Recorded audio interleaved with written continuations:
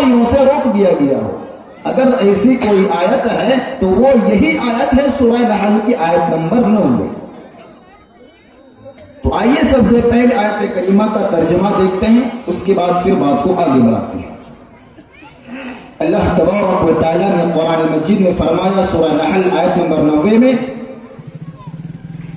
ان اللہ یأمر بالعدل والاحسان وإيتاء ذي القربى وينهى عن الفحشاء والمنكر والبغي يعظكم لعلكم تذكرون۔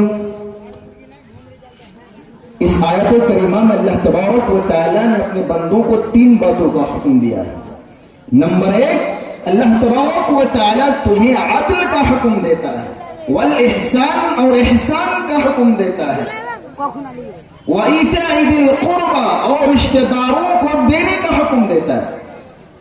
اور 3 باتوں سے اللہ تبارک و تعالیٰ نے منع بھی کیا، عن الفحشاء فحش کاموں سے، والمنکر برائی سے، والبغی اور ظلم و زیادتی سے، یعظکم لعلکم تذکرون۔ اللہ تبارک و تعالیٰ تمہیں نصیحت کر رہا ہے تاکہ تم سمجھ جاؤ۔ گویا کہ اس آیت کریمہ کے اندر اللہ تبارک و تعالیٰ اپنے بندوں کو یہ نصیحت کر رہا ہے، اپنے بندوں کو نصیحت کر رہا ہے۔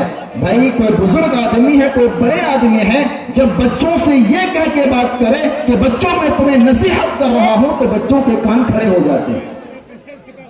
جب کوئی استاد اور ٹیچر اپنے شاگردوں سے یہ کہے کہ بچوں میں تمہیں نصیحت کر رہا ہوں تو شاگردوں کے کان کھڑے ہو جاتے ہیں کہ ہمارے استاد ہمیں نصیحت کر رہے ہیں۔ لیکن یہاں پر کوئی استاد نصیحت نہیں کر رہا، یہاں پر کوئی ٹیچر نصیحت نہیں کر رہا، یہاں پر کوئی بزرگ آدمی نصیحت نہیں کر رہا، بلکہ یہاں پر نصیحت کرنے والے کی ذات اللہ رب العالمین کی ذات ہے۔ یہاں پر نصیحت کرنے والے کی ذات رب ذو الجلال والاکرام کی ہے۔ یہاں پر نصیحت کرنے والے کی ذات رب السماوات والارض کی ہے۔ یہاں پر اللہ رب العالمین کی ذات خود اپنے بندوں کو نصیحت کر رہا ہے اور 3 باتوں کا حکم دے رہا ہے۔ ان اللہ یأمر بالعدل، میرے بندوں اپنے سماج کے اندر، اپنے معاشرے کے اندر عدل کرنا۔ اب عدل کا مطلب کیا ہوتا ہے؟ عدل کا مطلب ہوتا ہے حقدار کو اس کا حق دے دینا۔ جس کا جو حق ہے حقدار کو اس کا حق ادا کیا جائے، حق دیا جائے، یہ عدل ہے۔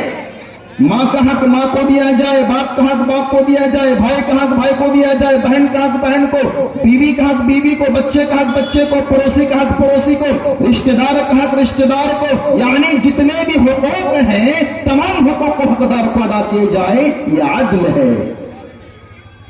اور عدل کا دوسرا مطلب ہوتا ہے انصاف، جس کو ہندی میں کہتے ہیں نیائے، انگلش میں کہتے ہیں جسٹس۔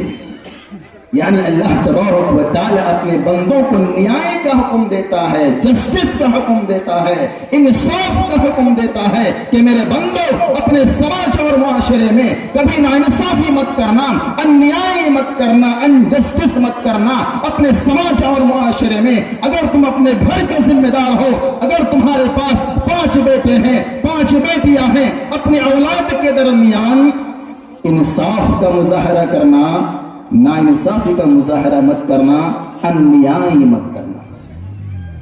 لوگ کہتے ہیں نا کہ پیار میں اور جنگ میں سب جائز ہے۔ وہ کون لڑکا تھا جس نے اپنے محبوبہ کو قتل کر دیا تھا؟